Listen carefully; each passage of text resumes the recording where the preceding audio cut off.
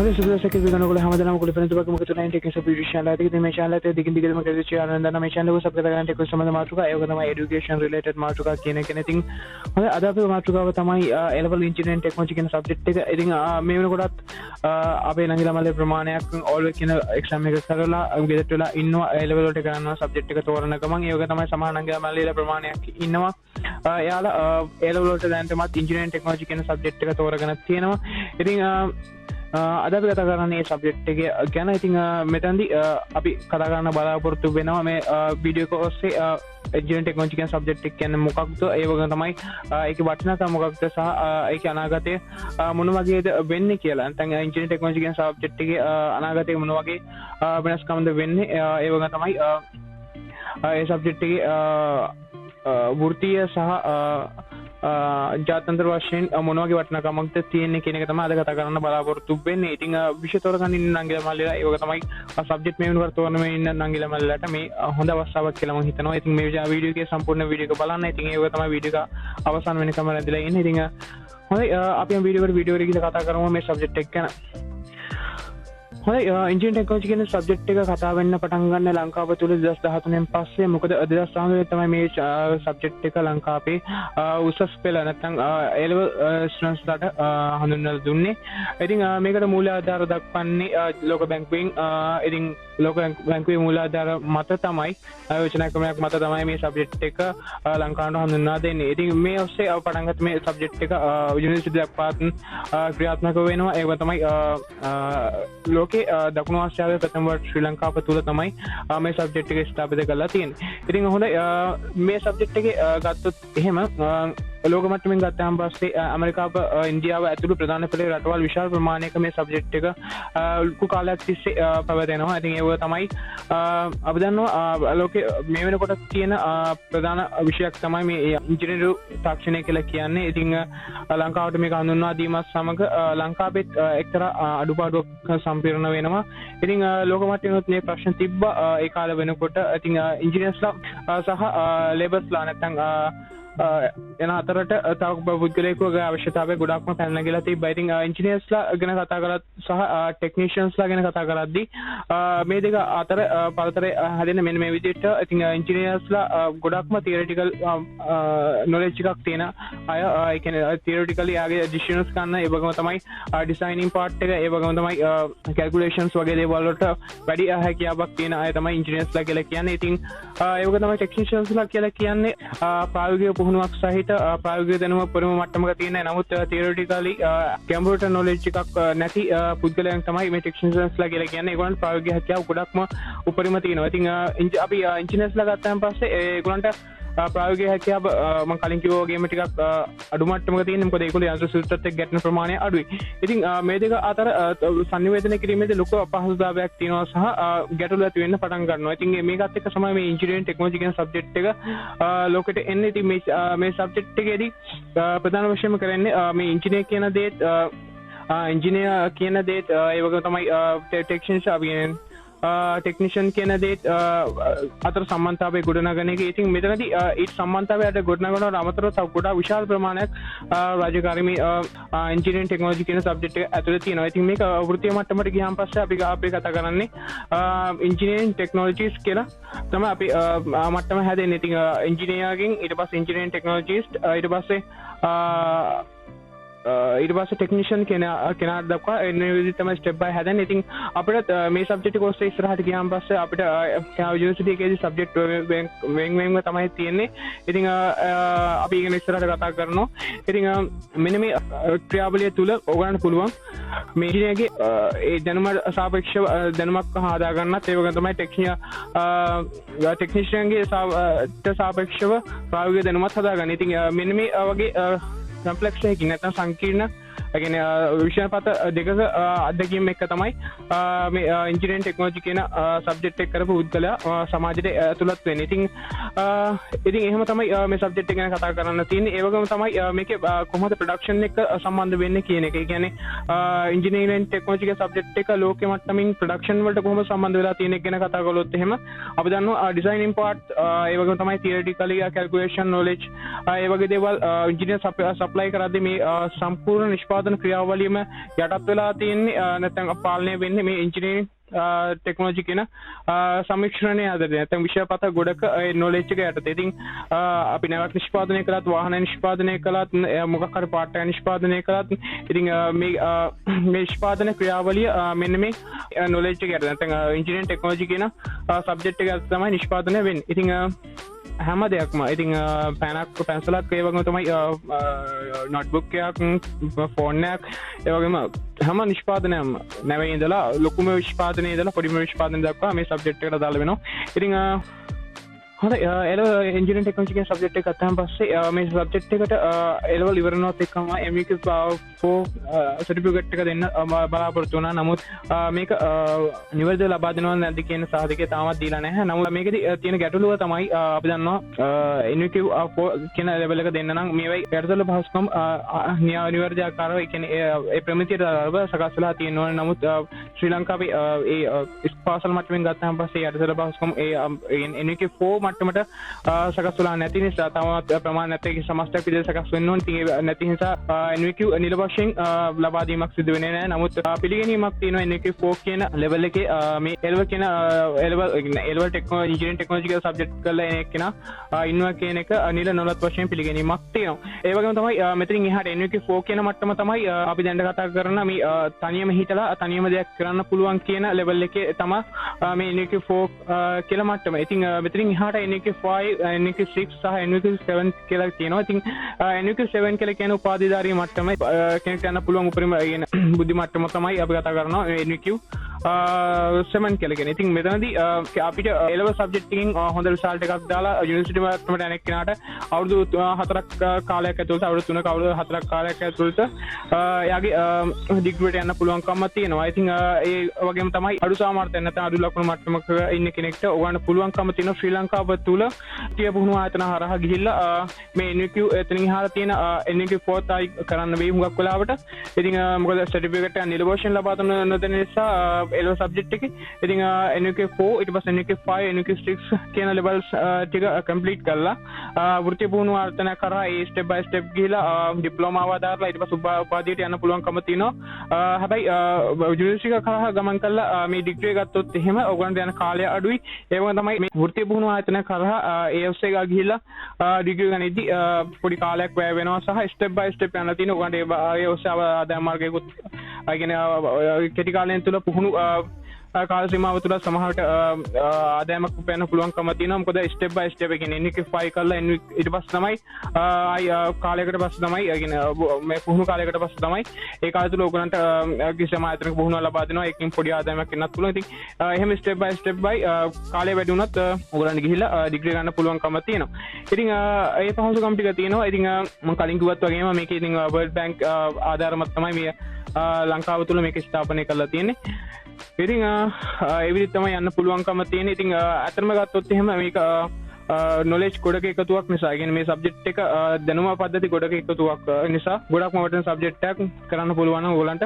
හොඳයි මම එනකොට කැලණි විශ්වවිද්‍යාලයේ දෙවන වසරේ ඉංජිනේරින් ටෙක්නොලොජි කියන සබ්ජෙක්ට් එක ඔස්සේ ඉගෙන ගන්න ගමන් තමයි ඉන්නේ. ඉතින් ඕගලන්ට විශ්වවිද්‍යාල පරිසරය තුල තව ගොඩක් දේවල් එකතු වෙන්න තියෙනවා A-level සබ්ජෙක්ට් එකට වඩා. ඉතින් ඒ වගේම තමයි කියන්න ඕනේ දෙයක් තියෙනවා. ගොඩක් අය විශ්වාසයක් තියෙනවා මේ යුනිවර්සිටි වලට එනකොට නැත්නම් යුනිවර්සිටි එන්න බලාපොරොත්තු වෙන අයගේ මේකේ නැත්නම් මේ සබ්ජෙක්ට් එක තෝරගන්න බලාපොරොත්තු වෙන කට්ටියගේ මේ සබ්ජෙක්ට් එකේ කොහොමද ඉස්සරහ ස්ථිරව තියෙනවද නැද්ද කියන එක. ඉතින් 2013 ඉඳලා මේ වෙනකොට ඒ කියන්නේ අපේ සබ්ජෙක්ට් එක අවුරුදු 5ක් වෙනකොට එක්සෑම් තියලා තියෙනවා A-level විතරක්. ඊට පස්සේ අපි දැන් මේ වෙනකොට ඉංජිනේරින් ටෙක්නොලොජි කියන සබ්ජෙක්ට් එක ඔස්සේ ගියපු අය සහ බයෝටෙක්නොලොජි කියන සබ්ජෙක්ට් එක ඔස්සේ ගියපු අය දැන් 4th year එකේ ඉන්නේ. ඒකට ඒගොල්ලෝ තාම ඉන්ඩස්ට්‍රි එකට ඇවිල්ලා නැහැ. පුහුණු වීම වලට ගිහිල්ලා තියෙනවා. හැබැයි තාම ඉන්ඩස්ට්‍රි එකට වෘත්තීය මට්ටමින් ඇවිල්ලා නැහැ. ඔයගොල්ලන්ට පේනවා මේක දකුණු පැත්තෙන් දාලා තියෙනවා මම ෆොටෝ එකක්. ඉතින් මේ ෆොටෝ එක ඔයගොල්ලන්ට පේනවා ජයවර්ධනපුර විශ්වවිද්‍යාලයේ අපේ තාක්ෂණ පීඨයේ ගොඩනැගිල්ල. ඒ වගේම තමයි කැලණි විශ්වවිද්‍යාලයට ඉදිරියේදී එකතු වෙන්න තියෙන තාක්ෂණ පීඨය නැත්නම් අපේ තියෙන Faculty of Computing and Technology කියන එක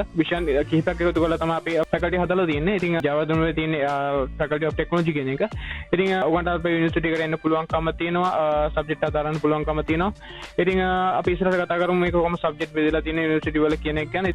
ඉතින් මෙච්චර පිළිවෙලක් දාලා මේ වගේ සබ්ජෙක්ට් එකක් කිසිම වෙලාවක නතර කරන්නේ නැහැ. මේක ඉස්සරහට ස්ථිරවම ගමන් කරන සබ්ජෙක්ට් සබ්ජෙක්ට් එකක්. ඒක තමයි ගොඩක් අවස්ථා තියෙනවා සමාජයේ. ඉතින් ඒක අපි ඉස්සරහට කතා කරනවා. ඔයගන්ට එන්න පුළුවන් යුනිවර්සිටිස් වලට. අපේ යුනිවර්සිටි එකේ ගොඩක් ළමයි දක්ෂ ළමයි ඉන්නවා. හොඳ එන්ජිනියරින් ටෙක්නොලොජි කියන සබ්ජෙක්ට් එක ගැන කතා කළාම පස්සේ ඒක අනාගතය ගැන කතා කළොත් එහෙම ගොඩක් හොඳ තත්ත්වයක් තමයි තියෙන්නේ. මොකද ලංකාව වුණත් ගත්තාම පස්සේ මේක දියුණු වෙමින් පවතින රටක්. ඉතින් ඉස්සරහදී අනාගතයේ දියුණු වෙන රටක් විදිහට මේක කන්වර්ට් කරගෙන යනවා නම් ඒ අරමුණට යනවා නම් ගොඩක්ම දායකත්වයක් දෙන්න පුළුවන් සබ්ජෙක්ට් එකක් තමයි මේක.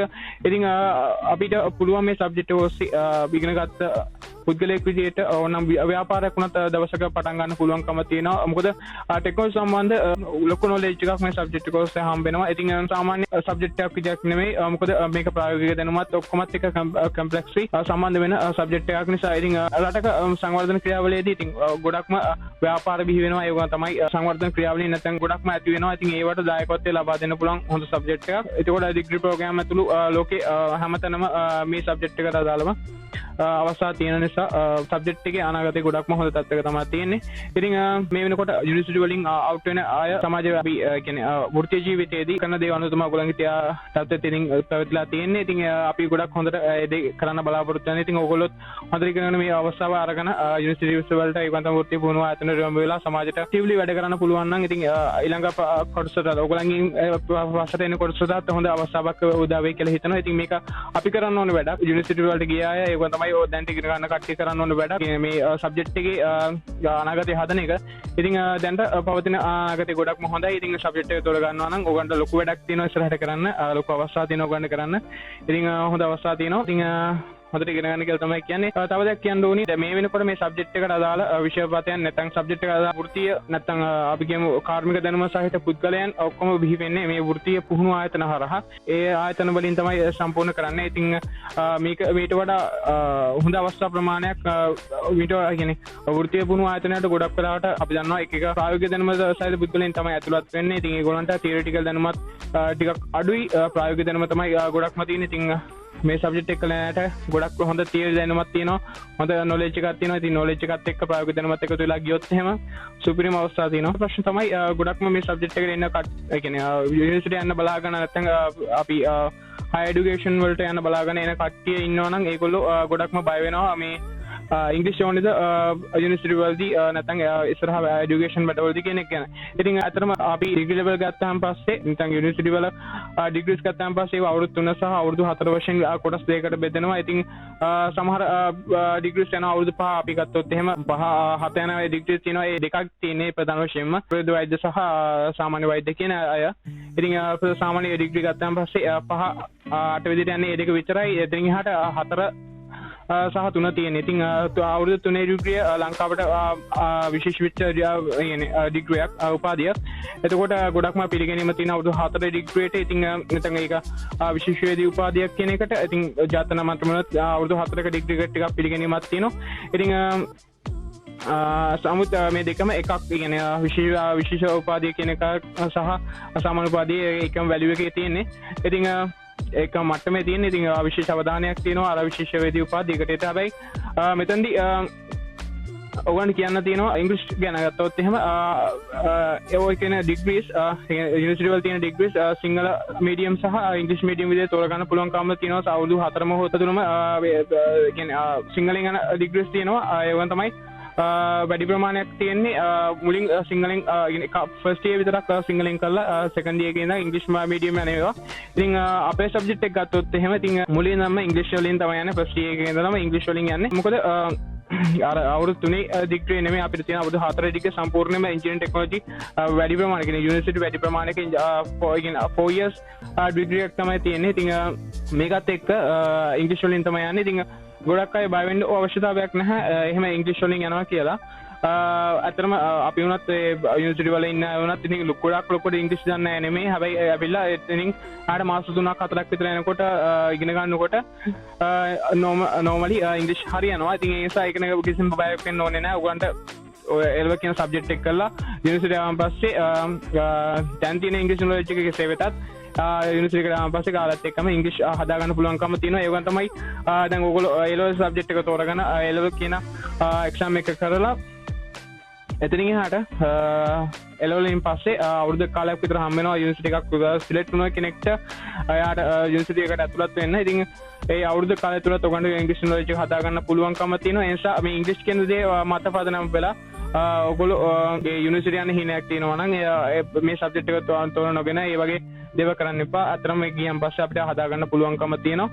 ඉතින් එතකන් සාමාන්‍ය ඒ කෙන කාලය තුලත් සාමාන්‍ය වගේ normal ඉංග්‍රීසි නොලෙජ් එක ටිකෙන් ටික වැඩි කර ගන්න හොඳ තත්ත්වයකට වාට පුළුවන් තත්ත්වයකට හදා ගන්න සබ්ජෙක්ට් එක මූලික තැනක් දෙන්න. ඉතින් ඔයගොල්ලන්ට යුනිවර්සිටි ගියොත් එහෙම හොඳ නැකට යන්න පුළුවන්කම තියෙනවා. හොඳයි මේ සබ්ජෙක්ට් එක ගත්තාම පස්සේ ඉතින් අපි මුලින්ම කතා කරා සබ්ජෙක්ට් එක වටපිටාව සහ අනාගතය ගැන ඉතින් වෘත්තීය තත්ත්වය ගැන. ඉතින් එතනින් එහාට අපි කතා කරනවා දැන් සබ්ජෙක්ට් එක ඇතුළට යන්න හදන්නේ. ඉතින් සබ්ජෙක්ට් එක ඇතුළට ගත්තාම පස්සේ ප්‍රධාන වශයෙන් මේ ඉන්ජිනියරිං ටෙක්නොලොජි කියන සබ්ජෙක්ට් එක තමයි අද අපි මම කතා කරන්නේ. මොකද ඒක මම හදාරපු සබ්ජෙක්ට් එක නිසා. ඉතින් ටෙක්නොලොජි කියන ෆීල්ඩ් එකට ගත්තාම පස්සේ එලවල් ටෙක්නොලොජි කියන ගත්තාම පස්සේ ඒක ප්‍රධාන වශයෙන් කොටස් දෙකකට බෙදෙනවා. ඉන්ජිනියරිං ටෙක්නොලොජි සහ බයෝසිස්ටම් ටෙක්නොලොජි කියලා. ඉතින් ඉන්ජිනියරිං තාක්ෂණය කියන එක සහ ජෛව පද්ධති තාක්ෂණය කියන එක දෙකක් ඒක සෙපරේට්ලි තෝරගන්න ඕනේ. ඔයාලට ඒ දෙකෙන් එකක් තෝරගෙන තමයි මේ ටෙක්නොලොජි එලවල් ටෙක්නොලොජි කියන එක කරන්න වෙන්නේ. අද අපි කතා කරන්නේ ඉන්ජිනියරිං තාක්ෂණය ගැන, ජෛව පද්ධති තාක්ෂණය ගැන. මම හිතනවා මම කතා කරන එක සුදුසු නැහැ. ඒ නිසා මම ඉන්ජිනියරිං තාක්ෂණය ගැන කතා කරනවා. ඒක මම ඉගෙන ගත්ත සබ්ජෙක්ට් එක නිසා. ඉතින් මේ ජෛව පද්ධති තාක්ෂණය හරි ඉන්ජිනියරිං තාක්ෂණය හරි ඒ දෙකෙන් එකක් තෝරගන්න කෙනෙක්ට අනිවාර්යයෙන්ම මේ තාක්ෂණ සඳහා විද්‍යාව කියන විෂය එක අනිවාර්යයෙන්ම කරන්න වෙනවා.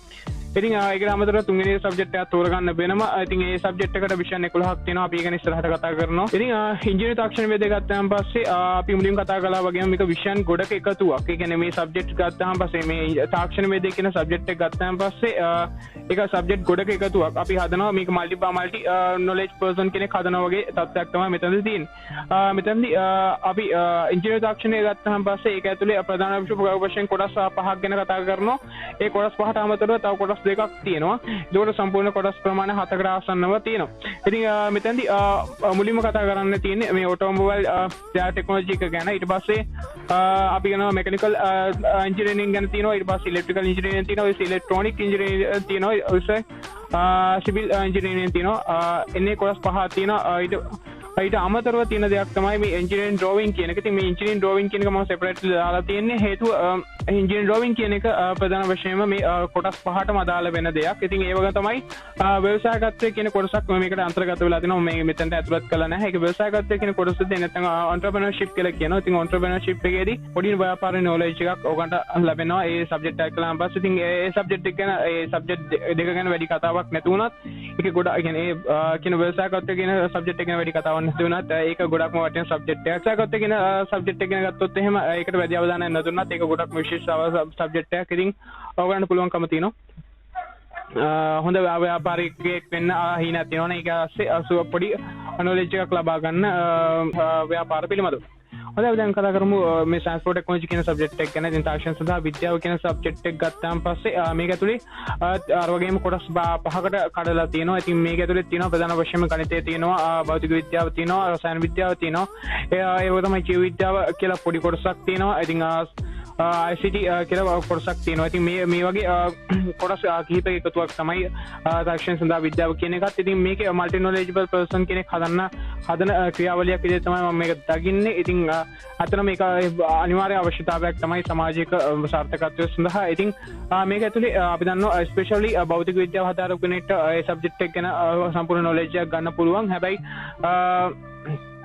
ඒවා ස්පෙෂල් සබ්ජෙක්ට්. ඉතින් ඒ කියන්නේ ඒ සබ්ජෙක්ට් එක ගැන විතරයි අධ්‍යයනය කරන්න පුළුවන්කම තියෙන. ඉතින් මෙතනදී තාක්ෂණ විද්‍යාව සඳහා විද්‍යාව කියන සබ්ජෙක්ට් එක ඇතුලේ මේ ගොඩක්ම සබ්ජෙක්ට් එක ගැන වැඩි සබ්ජෙක්ට් වැඩි ප්‍රමාණයක් කවර් කරන නිසා අපිට එක එක සබ්ජෙක්ට් ගැන විවිධ නොලෙජ් එකක් විවිධ දැනුම් මට්ටම් වලින් ඉගෙන ගැනීම හැකියාව තියෙනවා. ඉතින් ඔයගොල්ලන්ට පුළුවන් මෙතනින් කවර් වෙන දෙයට අමතරව මේ ලබා ගන්න දැනුම ඔයගොල්ලන්ට පුළුවන් තවත් සර්ච් කරලා YouTube ඇතුළු තවත් sources වලින් use මේ knowledge එක search කරලා ගන්න දැනුම තවත් ඉස්සරහට හොයාගෙන ඕගන knowledge එක වැඩි කරගන්න පුළුවන්. තමන්ට තනියම ඉගෙන ගැනීම හැකියාවක් තියෙනවා. ඒ දේවල් use කරලා ඔයගොල්ලෝ අනාගතේ business එකක් කරනවා නම්, ඔයගොල්ලෝ ව්‍යාපාරයක් කරනවා නම්, ඉතින් ඒ අනාගතේ ඔයගොල්ලෝ වෘත්තීය මොන හරි දෙයක් කරනවා නම් ජොබ් එකක් කරනවා නම් ඒකට අවශ්‍ය දැනුම උගන සම්පූර්ණ කරගන්න පුළුවන්කම තියෙනවා. ඉතින් මොකද බේසික් නොලෙජ් එක හම්බෙලා තියෙන්නේ. ඒ කියන්නේ ඒ සබ්ජෙක්ට් එක දාලා නොලෙජ් එකක් හම්බෙලා තියෙන අපි හයර් එඩියුකේෂන් වලට ගියාම පස්සේ අපිට මේ දේව තමයි කියන්නේ අපි යුනිවර්සිටි ගියත් මේ දේම තමයි ඊට වඩා විස්තරාත්මකව අපිට පැහැදිලි කරලා දෙන්නේ. ඉතින් ඒ ඔස්සේ අපි තනියම ඉගෙන ගැනීමක් තමයි යුනිවර්සිටි වල තියෙන්නේ. ඉතින් මෙතෙන්දී අපිට දැනුම ලබා දෙනවා. ඒ දේවල් හරහා අපි දෙන කිරීමක් තමයි යුනිවර්සිටි වලත් කරන්නේ. ඉතින් අධ්‍යයනය කරලා අපි නොලෙජ් එක වැඩි කරගෙනවා. ඉතින් මේ ක්‍රියාවලිය ඉතින් ඕගොල්ලන්ට කරන්න පුළුවන් ඕගොල්ලන්ගේ ජීවිතය ඇතුළේ. ඉතින් ඕගොල්ලන්ට සබ්ජෙක්ට් කිහිපයක නොලෙජ් එකක් හම්බෙලා තියෙන නිසා.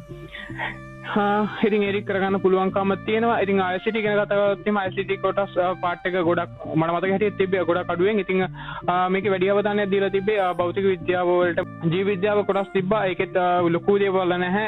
අපි මේ ICT කියන එක සහ ජීව විද්‍යාව කියන දේවල් සම්බන්ධ කරලා තියෙනවා. ඒ වුණාට ලොකු දේවල් අහන්නේ නැහැ. ඉතින් වැඩිම අවධානය දීලා තියෙන්නේ මේ ෆිසික්ස් කියන දෙයට තමයි. ඉතින් ඔයගොල්ලෝ මේ සබ්ජෙක්ට් ගැන නොලෙජ් එකක් ගන්න ඕනි. භෞතික ඒ කියන්නේ මේ ජීව විද්‍යාව කොටස නම් සම්පූර්ණයෙන් පාඩම් කරගෙන ගත්තා නම් ඒක සම්බන්ධ කිසිම කතාවක් නැහැ. අනිවාර්යෙන් ඒ සබ්ජෙක්ට් එක කරා එන ප්‍රශ්න වලට ඔයගොල්ලෝ උත්තර දෙන්න පුළුවන්කම තියෙනවා.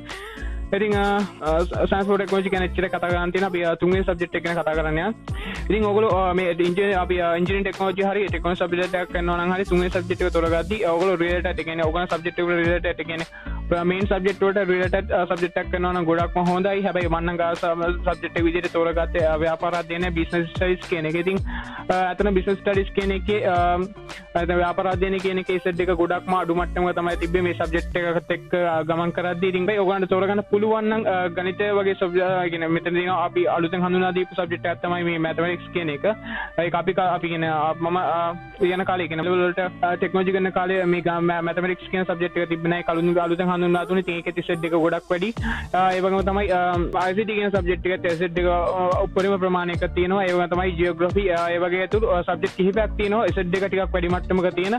ඉතින් BS වගේ සබ්ජෙක්ට් එකක් හරි වෙන මට්ටමක සබ්ජෙක්ට් එකක් තෝරගන්නවා නම් ඔයගොල්ලෝ ඒකේ සෙට් එකේ හැසිරීම ගැන නැත්නම් ඔයගොල්ලෝ යුනිවර්සිටි යනවා නම් යුනිවර්සිටි යනකොට සෙට් එක බලපානවා. යුනිවර්සිටි එකක් තෝරගනිද්දී සෙට් කියන අගයක් බලපානවා. ඉතින් ඒක සෙට් එක කියන්නේ මොකක්ද කියන නැත්නම් ඔයගොල්ලෝ සර්ච් කරලා දැම්ම දැනගන්න පුළුවන්කම තියෙනවා. ඉතින් සෙට් එක ගැන මම වීඩියෝ එකක් කරන්නම් ඉස්සරහට. ඉතින් මේ සබ්ජෙක්ට් එකට අදාළ සෙට් එකක් ගැන ඔයගොල්ලෝ අවධානයක් යොමු කරලා ඒ සබ්ජෙක්ට් එක ඔයගොල්ලෝ තෝරගන්න ඕනෙකම තියෙනවා. ඉතින් අතරම කිව්වොත් එහෙම සෙට් එක ගැන වගේම ඔයගොල්ලන්ගේ සබ්ජෙක්ට් එකේ තියෙන කැමැත්ත කියන ආසාව ඒ සබ්ජෙක්ට් එක ආසාවෙන් කරන්න පුළුවන්ද කියන එක තමයි ඒ කාරණා දෙකම තමයි හිතන්න ඕනේ. මොකද මම සෙට් එක අඩු සබ්ජෙක්ට් එකක් තෝරගත්තට මම යුනිවර්සිටි ගියා. ඒක ආසාවෙන් කරන්න පුළුවන් සබ්ජෙක්ට් එක තමයි මම තෝරගත්තේ. ඉතින් ඔයගොල්ලන්ට පුළුවන් සෙට් එක ගැනත් හිතලා ආසාව ගැනත් හිතලා සුදුසු සබ්ජෙක්ට් එකක් තෝරගන්න යුනිවර්සිටි යන බලාපොරොත්තු වෙනවා නම්. ඉතින් මෙතන තියෙන සබ්ජෙක්ට් ගොඩක්. ඉතින් තව දෙයක් කියන්න ඕනේ.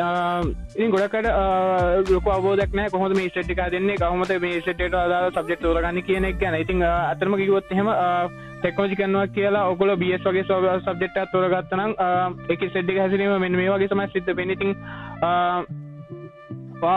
BS තෝරගත්තාම ඒ BS කියන සබ්ජෙක්ට් එක අදාළ වෙන්නේ කොමර්ස් කියන කාණ්ඩයට. එතකොට කොමර්ස් වලට අදාළ සබ්ජෙක්ට් එකක් තමයි BS කියලා කියන්නේ. නැත්නම් ව්‍යාපාර අධ්‍යයනය කියලා කියන්නේ. ඉතින් කොමර්ස් වල සබ්ජෙක්ට් තුනත් මේකේම අන්තර්ගත වෙනවා. ඔයගොල්ලන් තුන්වෙනි කාණ්ඩයේ විෂයන් තුනෙන් එකක් තෝරගන්නත් පුළුවන්. ඉතින් කොමර්ස් වල සෙට් ගණනය කිරීමකට අදාළව හදනවා BS වලට අගයක්. BS වලට Z අගයක් හදනවා. එතකොට දශම ගණක් හදනවා. ඒත් කොමර්ස් වලට අදාළව BS වලට හදන Z අගයම තමයි අපි ටෙක්නොලොජි කරලා තුන්වෙනි කාණ්ඩෙට BS තෝරගත්තාමත් ඒ සබ්ජෙක්ට් එකට ලැබෙන්නේ. මොනවා සබ්ජෙක්ට් එකක් අපි ටෙක්නොලොජි වල තුන්වෙනි කාණ්ඩ තෝරගත්තොත් එහෙම ඒ තුන්වෙනි කාණ්ඩ තෝරගත් සබ්ජෙක්ට් එක වෙනත් කියන්නේ කැටගරි එකක කියන්නේ වෙනත් කාණ්ඩයකට අදාළ එකක් නම් එතකොට අර කාණ්ඩයට අදාළ දාන Z එකම තමයි ඒ තුන්වෙනි විශ්වවිද්‍යාලය තෝරගත්ත අපේ සබ්ජෙක්ට් එක ලැබෙන්නේ. ටෙක්නොලොජි වලට එක වෙන විෂයක් විදිහට තෝරගත්තට එහෙම සබ්ජෙක්ට් එක Z එක වෙනස් වෙන්නේ නැහැ. ඉතින් ඒක තමයි ප්‍රධාන කරුණු කියන්න ඕනේ. ඉතින් ගොඩක් අය තෝරගන්නවා හරි මේක ටෙක්නොලොජි එකනේ මම කරන්නේ මේ සබ්ජෙක්ට් එක කියලා.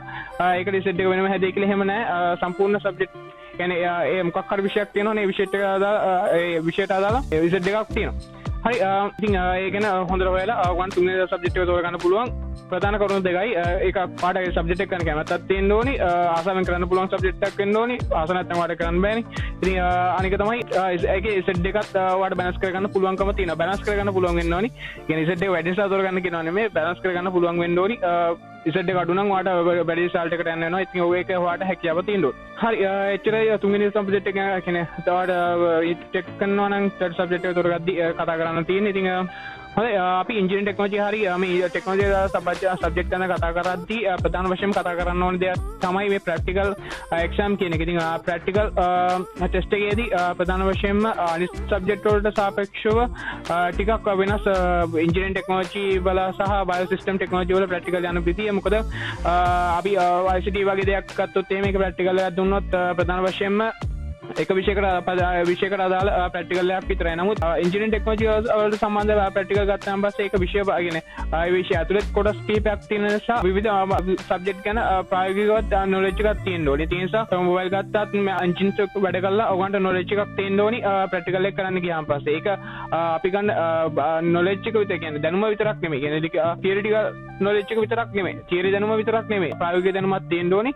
ඒක ප්‍රායෝගික දැනුම අපිට නිකන් ගන්න බෑ. ඒවත් එක්ක මැෂින් එක ඒ උපකරණ එක වැඩ කරන්න ඕනේ. ඒවා ඇඟට හුරු වෙලා තිබ්බොත් තමයි ඒක ප්‍රැක්ටිකල් එක ඉක්මනට කරන්න පුළුවන්කම තියෙන සහ අනිවාර්යව කරන්න පුළුවන්කම තියෙන. ඒ නිසා අපි දන්නවා අවුරුදු දෙකක් තියෙනවා. ඒ අවුරුදු දෙක ඇතුළත ඔයගොල්ලන්ට ෆස්ට් එකේදී පළවෙනි අවුරුද්දේ ඉඳලම ඔයගොල්ලන්ට මේ ප්‍රායෝගික දේවල් වලට හුරු වෙන්න වෙනවා. හුරු වෙලා අතවය හුරු කරගන්න වෙනවා ප්‍රැක්ටිකල් එකට. එහෙම වුණොත් ඔයගොල්ලන්ට එක්සෑම් එකේ ෆයිනල් එක එක්සෑම් එක ඉවරනාන් පස්සේ ප්‍රායෝගික පරීක්ෂණ වලට ලේසියෙන් මුහුණ ගන්න දෙන්න පුළුවන්. ඉතින් ඔයගොල්ලෝ එක්සෑම් එක ගොඩක් වෙලාවට එක්සෑම් ඉවර වෙලා තමයි A-level එක්සෑම් ඉවර වෙලා තමයි ප්‍රායෝගික පරීක්ෂණ තියෙන්නේ. ඉතින් පොඩි කාලයක් හම්බ වෙනවා. හැබැයි ඒ හම්බෙන කාලය තුළ ඔයගොල්ලෝ පුරුදු වෙලා මේ ප්‍රායෝගික පරීක්ෂණ කරන්න ඉන්නවා නම් ඒකෙන් ඔයගොල්ලන්ට ටිකක් අපහසුතාවයටපත් වෙන්න පුළුවන්. මොකද එකපාරට අර මතක තියාගන්නවා වගේ නෙමෙයි තියරිටිකල් කොටසක් මතක තියාගන්නවා වගේ නෙමෙයි ප්‍රැක්ටිකල් කරන්න ගියාම පස්සේ එහෙම අතට හුරු නැත්නම් ඒක හුරුුනේ නැත්නම් ඒ දෙක කරන්න ටිකක් අමාරු වෙනවා. ඉතින් ඒක ප්‍රධාන වශයෙන්ම මේ ප්‍රායෝගික පරීක්ෂණ වලදී තමත් වැදගත් වෙනවා. ඉතින් ඔයගොල්ලන්ට පුළුවන් නම් තියරිටිකල් පාර්ට්ස් ටික ගොඩක්ම ඉක්මනට ඉවර කරගන්න. ඒ කියන්නේ එක්සෑම් එකට කලින් මාස 3ක්වත් මම කලින් ඒ විදිහට ඉවර කරගන්න පුළුවන් නම් ගොඩක්ම ලේසි මේ එක්සෑම් එකට හොඳ මානසිකත්වයකින් මුහුණ දෙන්න. ඉතින් ප්‍රායෝගික පරීක්ෂණ ගැන ඉතින් එච්චරයි කියන්න තියෙන්නේ. ඉතින් ඒ වගේම තමයි දෙයක් කියන්න ඕනේ. තව දෙයක් තියෙනවා ගෑල් ළමයි මේ වගේ සබ්ජෙක්ට් එකක් තෝරගන්නවා නම් ඉතින් ඔයගොල්ලන්ට අවස්ථාවක් තියෙනවා මේ සබ්ජෙක්ට් එක තෝරගන්න. ඉතින් කිසිම ගැටලුවක් නැහැ. එක්සෑම් එකේදී වුණත් ගෑල් ළමෙක්ට සහ පිරි ළමෙක්ට කියලා එහෙම වෙනසක් සිද්ධ වෙන්නේ නැහැ. ඔයගොල්ලන්ට හැමෝටම එක්සෑම් එකේදී ඒ සුදුසු විදිහට තමයි එක්සෑම් එකේ පරිසරය නැත්නම් ප්‍රායෝගික පරීක්ෂණ වලදී ඒ පරිසරය හදලා තියෙන්නේ. ඉතින් ඒක කිසිම ගැටලුවක් වෙන්නේ නැහැ. ඕන කෙනෙක්ට ඒ කියන්නේ ගෑල්ලා පිරිලා ભેදයක් නැතුව එක්සෑම් වලට ප්‍රායෝගික පරීක්ෂණ වලට සම්බන්ධ වෙන්න පුළුවන්කම තියෙනවා. හැබැයි මේ ගෑල්ලාමයි අතර ඉන්නවා මේ වගේ මැෂින්ස් වලට කැමති මැෂින් එක හැප්පෙන්න කැමති නැත්නම් වැඩ කරන්න එකට වැඩ කරන්න කැමති ගෑල්ලාමයි. ඉතින් ඒගොල්ලන්ට හොඳ අවස්ථාවක් තියෙනවා මේ සබ්ජෙක්ට් එක ඔස්සේ ඉස්සරහට යන්න. ඉතින් ගොඩක්ම අවස්ථා තියෙනවා. ගොඩක් කියන්නේ අපි යුනිවර්සිටි ලෙවල් එකට ගියාම පස්සේ වුණත් මේක ලොකු මැෂින් එක සම්බන්ධතාවයක් අපිට නැහැ. මැෂින් එක එහෙම ගැටීමක් නැහැ. එහෙම හැප්පීමක් නැහැ.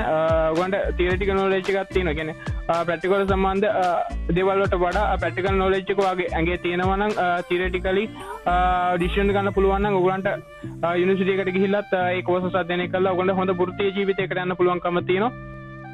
ඉතින් සමහරවිට ගොඩක් වෙලාවට මැෂින් එකක් ඕවන්ට මැෂින් එකක් එක්ක ලොකුවට ගැටෙන්න වෙන්නේ පාසා ජීවිතේදී වෙන්න පුළුවන්. හැබැයි යුනිවර්සිටි එකට ගියාන් පස්සේ ඒ නොලෙජ් එක ඔයගොල්ලන්ට වෙනම දෙනවා වෘත්තීයමය වශයෙන්. ඒ දීලා ඔයගොල්ලන්ට වෘත්තීය හොඳ වෘත්තීය රැකියාවක් තෝරගන්න පුළුවන්කම තියෙනවා. ඔයගොල්ලන්ට ගැළපෙන රැකියාවක්. ඉතින් ඒ නිසා ගෑල්ලාමයි මේ විෂය තෝරගන්නවා නම් කිසිම ගැටලුවක් නැහැ තෝරගන්න.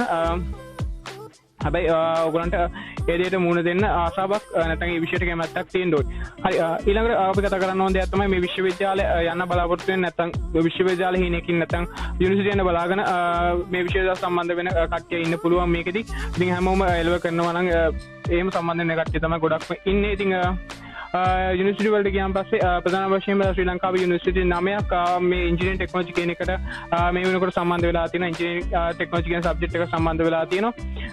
ඉතින් ඒ වගේම තමයි බයෝ සිස්ටම් ටෙක්නොලොජි වලටත් යුනිවර්සිටි 5ක් සම්බන්ධ වෙලා තියෙනවා. ඉතින් ප්‍රධාන වශයෙන්ම ජයවර්ධනපුර යුනිවර්සිටි එක, ඊට පස්සේ කොළඹ යුනිවර්සිටි එක, ඊට පස්සේ කැලණි යුනිවර්සිටි එක, වයඹ රුහුණු විශ්වවිද්‍යාලය. ඉතින් ඒ වගේ පිළිවෙලට ගත්තාම පස්සේ ඒ විදිහට තමයි තියෙන්නේ. ඉතින් ඒ විදිහට යුනිවර්සිටි 9ක් තියෙනවා. ඉතින් යාපනය සහ ඌවෙල්ලස් ඒ යුනිවර්සිටි මේක සම්බන්ධ වෙලා තියෙනවා. ඉතින් වාර්ෂිකව 1000ක් සහ 1100ක් අතර ප්‍රමාණයක් යුනිවර්සිටි වලට ස්ටුඩන්ට්ස්ලා ගන්නවා. ඉතින් අතන මේ අවස්ථාවට ඔයගොල්ලන්ට එන්න පුළුවන්කම තියෙනවා. ඉන්ජිනියරින් ටෙක්නොලොජි වලින් විතරක් හොඳට එක්සෑම් එකකට මුහුණ දීලා හොඳට රිසල්ට් එකක් ගන්න පුළුවන්කම තියෙනවා නම් ඔයගොල්ලන්ට එන්න පුළුවන්කම තියෙනවා යුනිවර්සිටිස් වලට. ඒ වගේම තමයි මේ සබ්ජෙක්ට් එකේ තියෙන තවත් වාසියක් තමයි ඔයගොල්ලෝ තර්ඩ් සබ්ජෙක්ට් එකක් විදිහට ICT කරනවා නම් ඒ ICT කරන අයටත් හොඳ අවස්ථා තියෙනවා.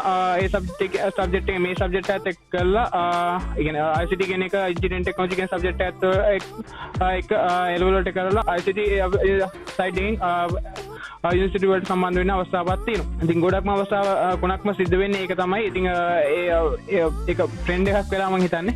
ඉතින් ඒ නිසා ගොඩක්ම අය ICT පැත්තට යනවා. ICT පැත්තට ගියාන් පස්සේ මේ ඉන්ජිනියරින් ටෙක්නොලොජි වලට ගොඩක් අඩු එසෙට් එක අඩු අයටත් අවස්ථාව හම්බ වෙන අවස්ථා තියෙනවා. ඉතින් ඒ නිසා ඔයගොල්ලෝ එම්එක් තියාගෙන හරි ටාගට් එකක් තියාගෙන හොඳට වැඩ කළොත් එහෙම මේ අවස්ථාව ගන්න පුළුවන්කම තියෙනවා. ඉතින් යුනිවර්සිටි විතරක් නෙමෙයි ඔයගොල්ලන්ට තියෙනවා ප්‍රයිවට් කැම්පස්ස් තියෙනවා. ඉතින් ප්‍රයිවට් කැම්පස් තියෙනවා, ප්‍රයිවට් යුනිවර්සිටිස් තියෙනවා. ඒක තමයි වෘත්ති පුහුණු ආයතන තියෙනවා. මේ ආසත් මම අහරහත් යන්න පුළුවන් කියලා මම කලින් පැහැදිලි කළා.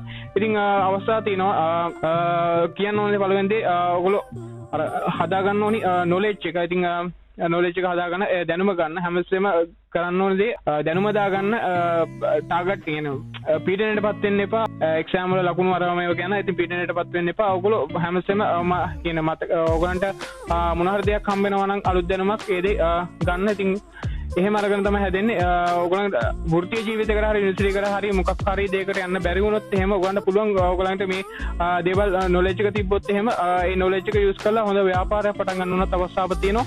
ඉතින් මොකද ඔයගලන්ට ගොඩක්ම නොලෙජ් අපි කියන්නේ ශ්‍රේෂ්ඨ ගොඩක නොලෙජ් එක මෙතනදී හම්බ වෙනවා. ඒ නිසා ඒ විදිහට ඔයගලන්ට අනාගතේ හදා ගන්න පුළුවන්කම තියෙනවා. ඉතින් ඊළඟට අපි කතා කරන්න ඕනේ තමයි මේක ගුරුවරු ගැන කතා කළොත් එහෙම ගුරුවරුන්ගේ ගොඩක්ම ගුරුවරු එක දෙයකට ස්පෙෂල් වෙලා තියෙන්නේ.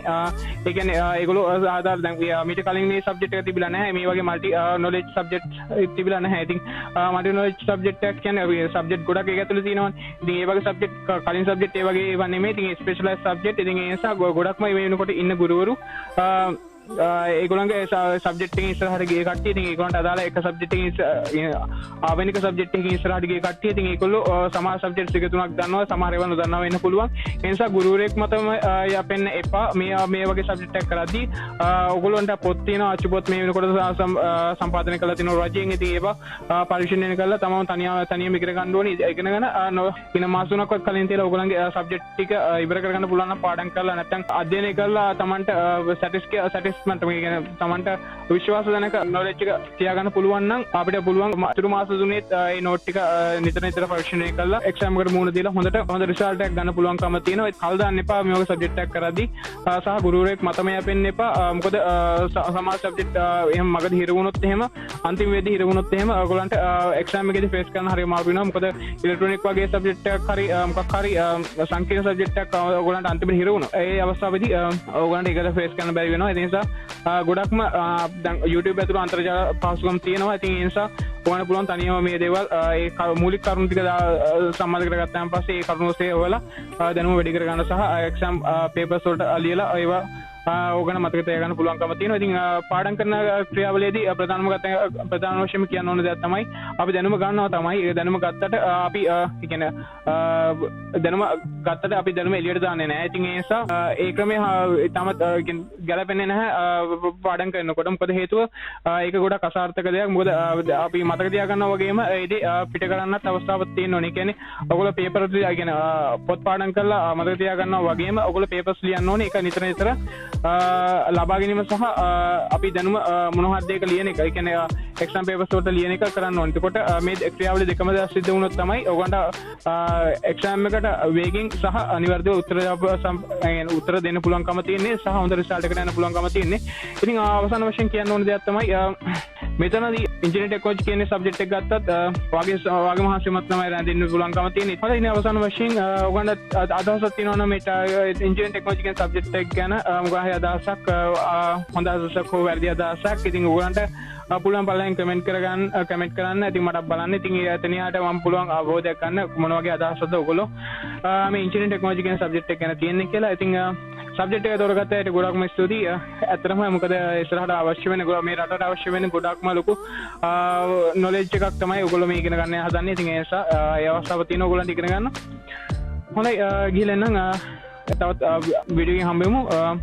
ඉස්සර වීඩියෝස් එකත් සහ මගේ පරණ වීඩියෝස් තියෙනවා. ඒවත් එක්කත් ඔයගොල්ලන්ට එකතු වෙන්න පුළුවන්කම තියෙනවා. ඉතින් subscribe කරන්න channel එක. ඒ වගේම තමයි like කරන්න. ගිහලා නම් සුබ දවසක්. bye.